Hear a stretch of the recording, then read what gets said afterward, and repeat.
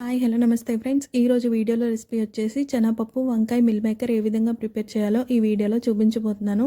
ముందుగా శనగపప్పు అనేది నైట్ నానబెట్టుకొని మార్నింగ్ కర్రీ వండుకుంటే చాలా టేస్ట్గా ఉంటుంది. నైట్ నైట్ నానబెట్టుకొని వండుకోవడం వల్ల శనగపప్పు అనేది మంచిగా సాఫ్ట్గా కుక్ అవుతుంది.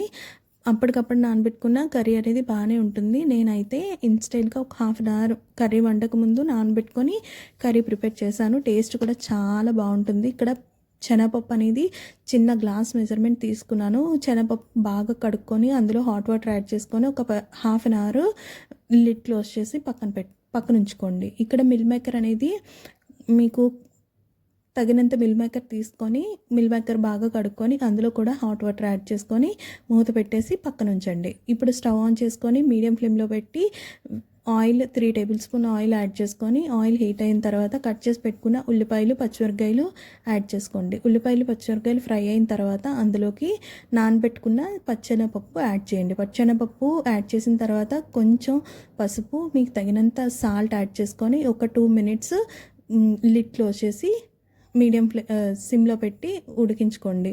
అలాగే మిల్ మేకర్లో వాటర్ ఉంటుంది కదా, ఆ వాటర్ అంతా తీసేసి వంకాయలు మిల్ మేకరు మొత్తం అంతా ఒకసారి కలుపుకోండి. వంకాయలు అనేది పచ్చిగా ఉంటాయి కదా, ఆ పచ్చిదనం పోయినంత వరకు సిమ్లో పెట్టి ఒక 2 మినిట్స్ మగ్గించుకోండి. 2 మినిట్స్ అయిన తర్వాత అల్లం వెల్లుల్లి పేస్ట్ అనేది 1 టేబుల్ స్పూన్ యాడ్ చేసుకోండి. 1 టేబుల్ స్పూన్ అల్లం వెల్లుల్లి పేస్ట్ యాడ్ చేసిన తర్వాత కట్ చేసి పెట్టుకున్న టమాటీలు యాడ్ చేయండి.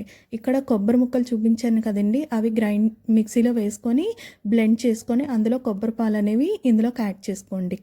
కొబ్బరి పాలు యాడ్ చేయకముందు కారం అనేది 1 టీ స్పూన్ యాడ్ చేసుకొని మొత్తం ఒకసారి కలుపుకున్న తర్వాత కొబ్బరిపాలు యాడ్ చేయండి. మిక్సీ జార్లోకి అలాగే 1 గ్లాస్ వాటర్ యాడ్ చేసి మొత్తం ఆ వాటర్ కూడా ఇందులోకి యాడ్ చేసుకొని ఒక 15 మినిట్స్ మీడియం ఫ్లేమ్లో ఉడికించుకోండి. ఉడుకుతున్న టైంలోనే 1 టీ స్పూన్ ధనియాల పొడి, గరం మసాలా అనేది హాఫ్ టీ స్పూన్ యాడ్ చేసి మొత్తం ఒకసారి 15 మినిట్స్ కుక్ చేసుకుంటే కర్రీ అనేది మనకి రెడీ అయిపోతుంది. చూడండి, చాలా బాగుంటుంది కర్రీ. ఈ విధంగా ప్రిపేర్ చేసి మీకు ఎలా వచ్చిందో నా కామెంట్ సెక్షన్లో కామెంట్ చేయండి. నా వీడియో చూస్తున్న వాళ్ళందరికీ thank you so much for watching. Please do like and subscribe my channel, friends.